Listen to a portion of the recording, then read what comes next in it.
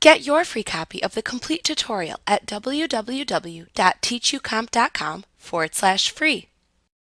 In QuickBooks, you will most often create employee paychecks by using the Scheduled Payroll feature. However, if needed, you can also print unscheduled employee paychecks as well as termination paychecks. Before you start a scheduled payroll, however, you must first create at least one payroll schedule. You can create and modify payroll schedules by selecting Employees. Add or edit payroll schedules from the menu bar to open the payroll schedule list. To create a new payroll schedule, click the Payroll Schedule button and then choose the New command.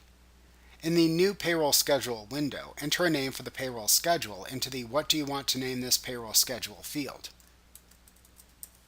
Use the Next Fields drop-down to select the frequency with which this payroll will recur.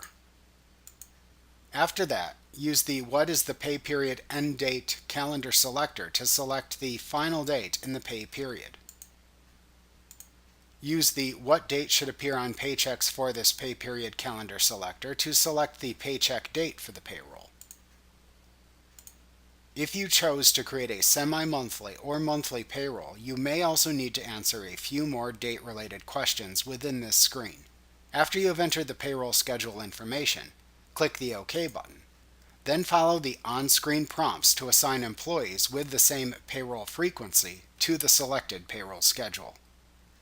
Like what you see? Pick up your free copy of the complete tutorial at www.teachucomp.com/free.